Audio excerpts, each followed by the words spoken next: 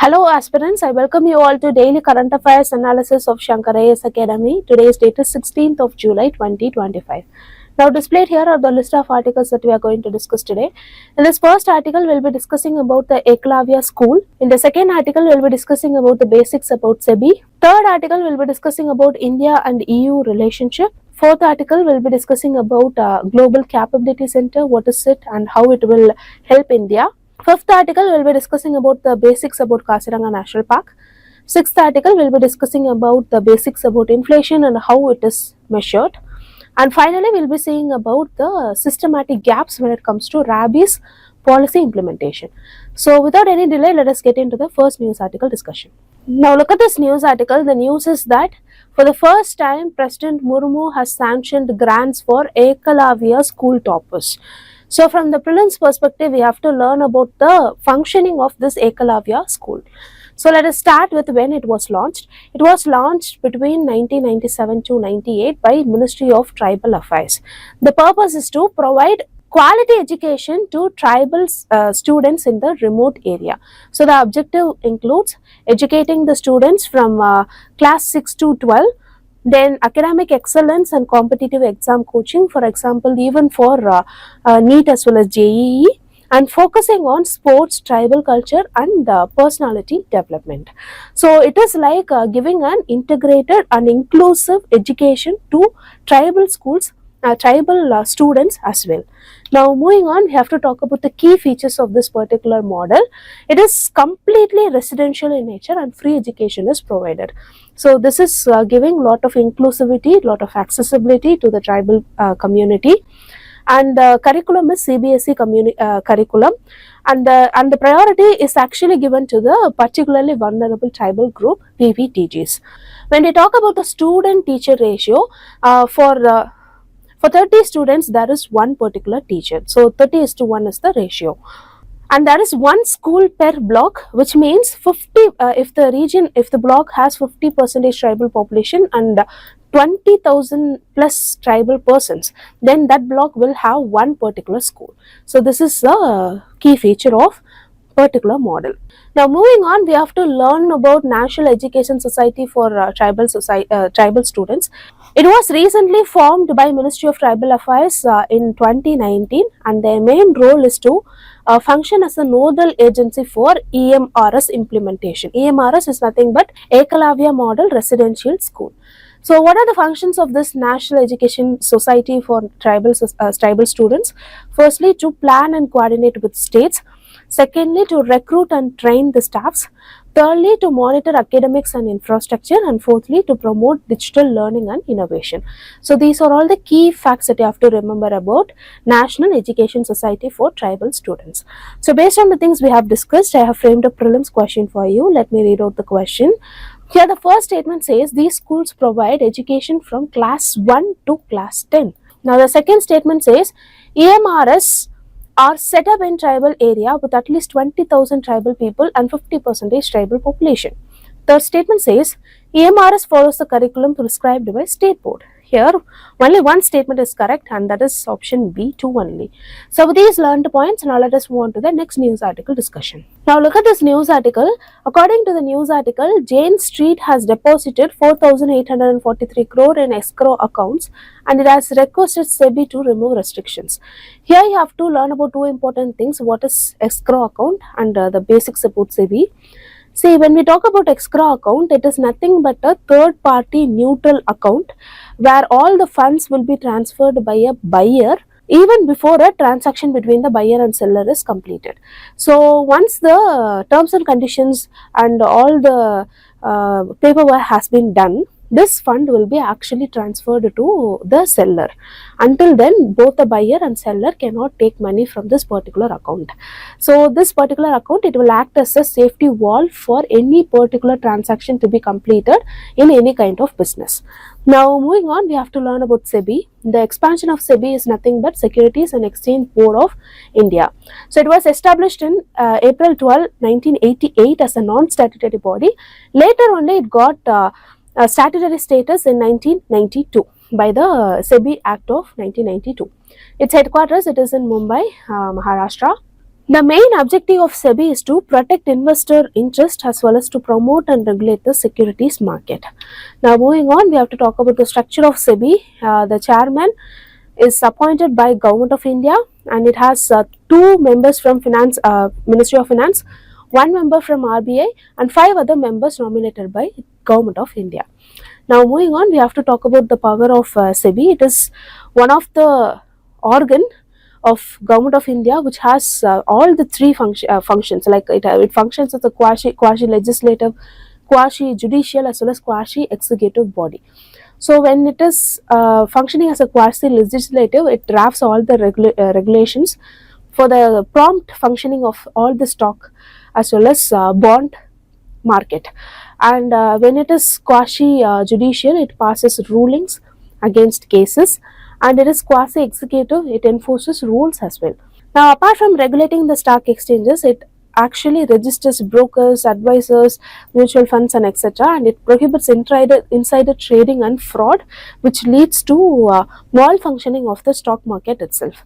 And it promotes investor education as well as conducts audits and investigations. So these are all powers of SEBI. Now, here I have given important SEBI regulations. You can quickly go through it. Now, based on the things we have discussed, I have framed a prelims question for you. Here, the correct answer for this particular question is option B, 213 only. First statement is actually incorrect. It is not a constitutional body, it is a statutory body.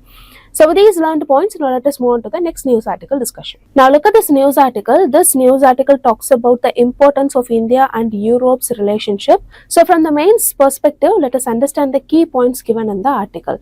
Now, before that, we have to understand about the issues in the current world order. See, recently we could see a lot of unanimous decisions taken by global superpowers. This is causing a lot of issue to the global order. Let us see them one by one. The first issue is the disorder as well as divergence in common interest. For example, there is a lot of unstable alliance, and there is transactional leadership. A very good example for this is G7's disunity. And there is bipolar rivalry that is currently occurring in the global order. For example, US versus China. And the Western countries, they are following the China plus one strategy, where the Western countries are diversifying their investment and isolating China. So in this situation, India and the European Union, they act as a middle power. And there is weak multilateralism. For example, there is lack in effectiveness of a lot of international organizations like United Nations, WTO, and G7. And there is climate as well as technological tensions. For example, there is talks that is remaining and negotiation that is remaining when it comes to CBAM and big tech dominance versus public good. And there is also risk of extremism. Here we need joint India and Europe stance. Now, moving on, we have to talk about the significance of our India and the European Union tie. This will support a multipolar world where the shared values will be given prominent importance, and even the global south agenda of India when it comes to G20 will also be promoted. Secondly, trade and investment growth. EU is India's third largest trade partner, and FDI is currently rising. This particular trade and investment growth is also leading to a lot of tech synergy. For example, in sectors like AI, semiconductor, digital public infrastructure like UPI, Aadhaar, and etc. And we could actually lead the climate negotiations. For example, we can push for aligning with the green goals and ensure climate equity. And when it comes to even defense and security, we have collaborated well with EU. For example, the procurement of Rafale jet and naval and cyber cooperations. And finally, global health. For example, we have voiced for the vaccine collaboration and research and development in health system as well. However, there are certain challenges. For example, a lot of FTA, free trade agreement between India and EU, is also being negotiated right now since 2007, which should be negotiated faster. Secondly, there is climate protectionism. This is because treaties like CBAM, it is seen as a threat to the developing countries. So we have to find a common ground between the two important countries. Thirdly, we have to focus on the divergence in geopolitics. For example, the approach when it comes to Russia as well as China. And then we have to work on mobility barriers. For example, the visa hurdles and slow migration deals. And we have to bring in a common unified foreign policy between the two countries. So these are all the challenges that hinders the proper relationship between India and European Union. So based on the things we have discussed, I have framed a mains question for you. Let me read out the question. The contemporary world order is getting unpredictable in recent times. In this context, discuss what are the changes that India can adopt in her approach towards the international community. So it is actually an international relations question. You can write an answer and post it in the comment section so that we can review your answer. So with these learned points, now let us move on to the next news article discussion. Now look at this news article. The news is that our Union Finance Minister has stated that high quality GCC job is encouraging skilled workers to return and stay in India. Here comes the question, what is this GCC? GCC can be expanded as Global Capability Center. See, it is nothing but an offshore unit set up by an MNC to perform high value business functions. So here you might have a confusion, it is like outsourcing. No, it is not like outsourcing. It is part of the MNC itself, and they will be helping in high-ended business functions. So this will actually help in the functioning of the MNC itself, but the unit will be in the offshore. So this is what you have to learn. Now here we have to know the sharp difference between GIC and GCC. GIC is Global In-House Center and GCC is Global Capability Center. So this GIC has been evolved into GCC in the current time. So what is this GIC? GIC is nothing but captive unit set by MNC to handle internal support functions. But this GCC, it has been evolved form of the GIC. This will be providing end-to-end services as well as high value strategic services. Now talking about the focus, these will be the GIC, it will be only back office tasks. They will be only taking care of the back office tasks like IT support, HR team or finance. But when we talk about GCC, they will be working on innovation, research and development, digital transformation and core business functions. Now talking about the ownership, it will be completely owned by a parent multinational company. Here also it will be owned by the multinational company, but may serve global market with more autonomy. So they can even serve for the global market. Now talking about their scope, this GIC, it is very traditional in nature and it has very limited scope when it comes to support center. But this GCC is very modern and it is strategic and innovation driven center. Now having seen about the basic difference between GIC and GCC, we have to see about how this GCC, India is being a global GCC hub. So when we talk about India, as of 2024, we have 1600 plus GCCs and it is expected to reach 2400 by 2030. And it is actually employing over 1.5 million professionals. So this is helping India to retain their skilled professions here itself in India, instead of the brain drain that usually happens. Now the key cities include, these GCCs are present in Bangalore, Hyderabad, Pune, Chennai and Gurugram, and the focus sectors include AI or ML or cloud, cybersecurity and digital transformation. Now based on the things we have discussed, I have created a prelims question for you. Let me read out the question. Which of the following best describes a global capability center? Here, the correct answer for the particular question is an offshore in-house unit of an MNC handling high-value operations. So this is the key word. With these learned points, now let us move on to the next news article discussion. Now look at this news article. The news is that a team of forest officials, bird experts, scientists and conservationists has recorded 43 grassland bird species across Kaziranga's 3 wildlife divisions. So this is what the news is about. From the prelims perspective, we have to learn about Kaziranga National Park. So let us get into the basics of it. So it was first established in 1st of June 1905 by Mary Curzon, and later on it was recognized by even UNESCO as a World Heritage Site. So it is actually got recognition under a mixed category, which is known for both natural as well as cultural significance. This is the only such site in our country. Remember this fact. Now apart from that, it is also recognized as an important bird area by BirdLife International. Here you can see the exact location of Kaziranga National Park, which is in Assam. Now moving on, we have to talk about wildness richness. If we talk about Kaziranga, it is actually home to big fives. What are the big fives? It includes Indian rhinoceros. It has the largest population. For example, 2,413 individuals are there. Apart from this, it is home to Bengal tiger, then Asiatic elephant, then wild water buffalo and swamp deers. Apart from this, it has numerous species. For example, it is home to notable species like python, rock python and king cobra. And there is bird species, lot of birds are migratory in nature, as well as endemic grassland birds are there, as well as there are certain vultures are surviving there. For example, Indian slender billed as well as white trumped vultures are present in Kaziranga.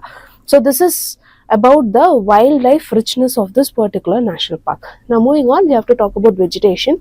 So it covers an area of 1174 square kilometer, and covers has the diverse ecosystem of both grassland, evergreen forest as well as wetlands.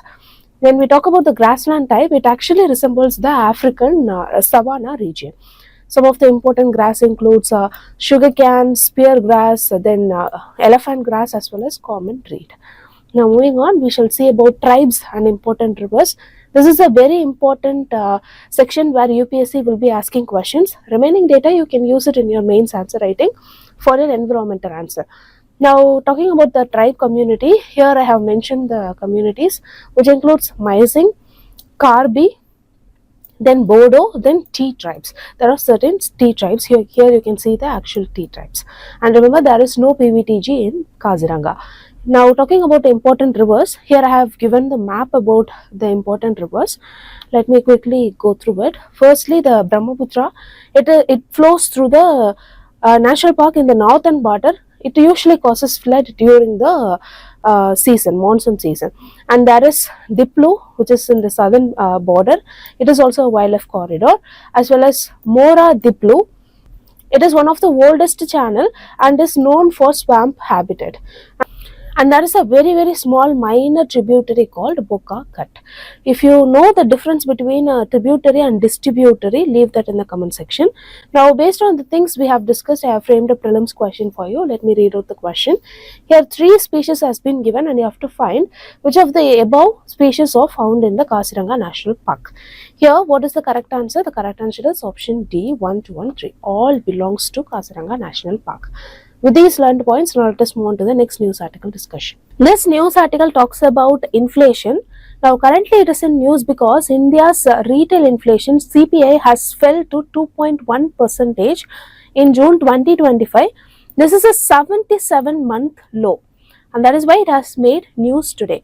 This is below RBI's 4% target for the 5th straight month. It is a very good progress, and even the food prices has been fallen.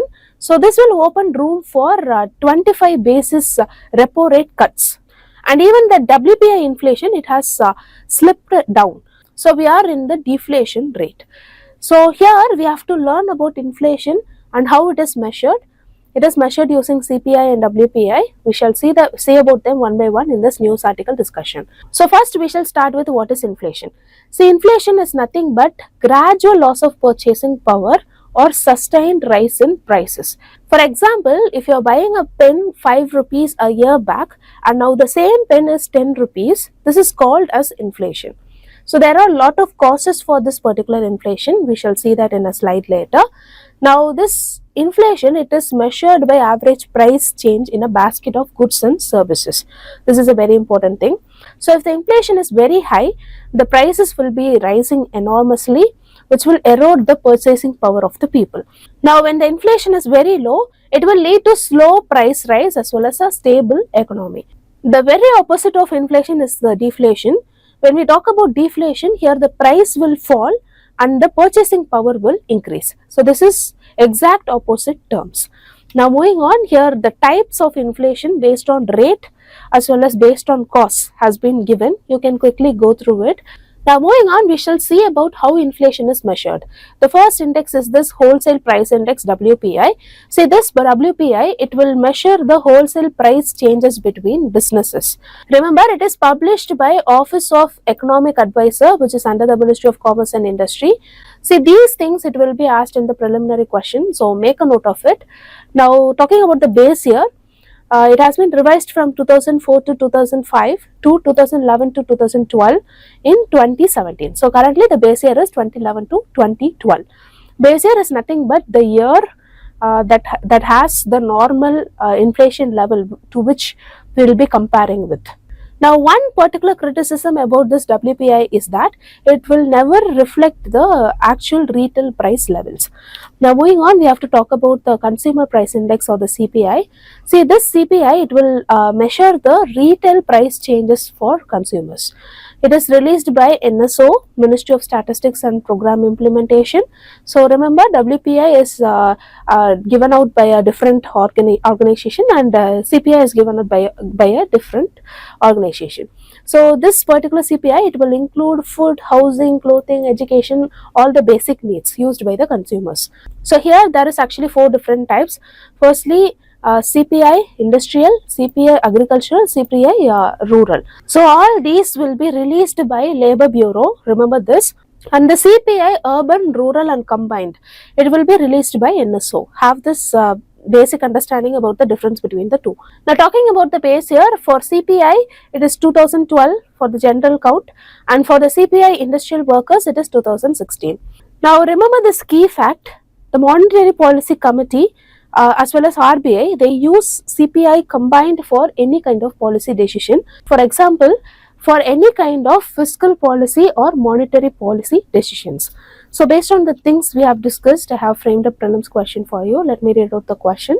Which statement is correct about CPI use in monetary policy? Here 4 statements has been given, and the correct answer for the particular question is MPC uses CPI combined to set targets. So with these learned points, now let us move on to the next news article discussion. Now look at this news article. This news article talks about the death of 3 children due to rabies in Kerala even after administering the post-exposure prophylaxis. So from the mains perspective, we have to learn what are the important reasons. According to the article, these 3 reasons are the main cause of this particular situation. Firstly, direct inoculation of virus into nerve ends. Secondly, delay in care seeking and stock out of immunoglobulins. Thirdly, gaps in cold chain administration techniques and staff training. So these are the reasons for this particular situation. So what can be done? We shall see that in this news article discussion. But before that, we have to learn about the basics about rabies. Now talking about rabies, it is actually a deadly viral disease caused by rabies virus attacking the nervous system. So it is a kind of RNA virus which belongs to Rhabdoviridae family, and once it gets transmitted, it will be directly affecting the nervous system and affects the functioning of the brain. So here we have to talk about the transmission. The actual reservoir of the rabies is none other than dogs. So apart from dogs, there are a lot of wild species involved. For example, even bats. They are all the reservoir for this particular virus. So once the symptoms appear, this rabies is almost 100% fatal in nature, and that is why we have to prevent the disease. So here comes the question, what are the symptoms and how it can be prevented? See, when we talk about the incubation period, it ranges from 1 day to even 1 year. In most of the times or most of the cases, it takes typically 2 to 3 months for the symptoms to appear. So the initial symptoms, it includes fever, pain, tingling at the wound site. After this, it will be progressing into encephalitis, which is nothing but brain inflammation. So this will directly affect the functioning of the brain, and due to that, other motor sensory organs will also fail. Now moving on, we have to say about the forms of rabies. First is the furious rabies, which includes hyperactivity or hallucination due to brain damage, and there is paralytic rabies, which includes paralysis as well as coma. Now moving on, we have to talk about the prevention and treatment. See, this particular rabies, it is actually a vaccine preventable disease. So we have to make sure all the puppies who could be a reservoir for this particular disease should be vaccinated in the younger age itself. So this should be in a massive in nature, not very specific in nature. All dogs should be vaccinated promptly. And apart from that, even after the bite of the animal, we have to get the post exposure prophylaxis. So this particular prophylaxis can be given to the patient. 100% it will be effective in nature if it is given even before the symptoms is appearing. And there are common guidelines. For example, even after the bite, we have to wash the area completely, and we have to get the human rabies immunoglobulin. Nearly 4 to 5 doses of rabies vaccine should be administered promptly. So these are the prevention and treatment method. Now moving on, we have to talk about how to prevent the systematic gap that has led to the loss of lives that we saw in the news article discussion. For that, we have to ensure timely and complete post exposure care. And for that to happen, we have to educate people about this particular rabies virus. So most of the people, they are not aware of what to do, and government has to bring in popular campaigns which should reach a lot of people, and the government should have to disseminate lot of information about the particular disease and how it is easily treatable and curable. Now the second important thing is we have to ensure availability of anti-rabies supply. For example, the immunoglobulins should be properly stocked. So this will help us to act more fastly. Now apart from that, we have to make sure the stray dogs are controlled properly. We have to vaccinate them properly, and finally we have to focus on integrated surveillance as well as fast track statewide action. For integrated surveillance, we can even we have to focus on interdepartmental collaboration. For example, the veterinary as well as the healthcare system, they can collaborate, and they can see whether any particular strategy has resulted in reduction of rabies disease spread. And the statewide action can include solution that is very specific to a particular region. So these are all the way forward that we can do for the particular situation. Now, based on the things we have discussed, I have framed the mains question for you. Let me read out the question. Recent deaths of children in Kerala due to rabies despite post-exposure prophylaxis highlights the systematic gap in India's rabies control strategy. Discuss in detail and suggest measures. So it is actually a 10-marker question, and you can write an answer and post it in the comment section so that we can review our answer as well as your peers can review it. So with this, we came to the end of the news article discussion. If you like the video, hit like, do comment, and don't forget to subscribe to Shankar IAS Academy YouTube channel. Well, thank you so much for listening.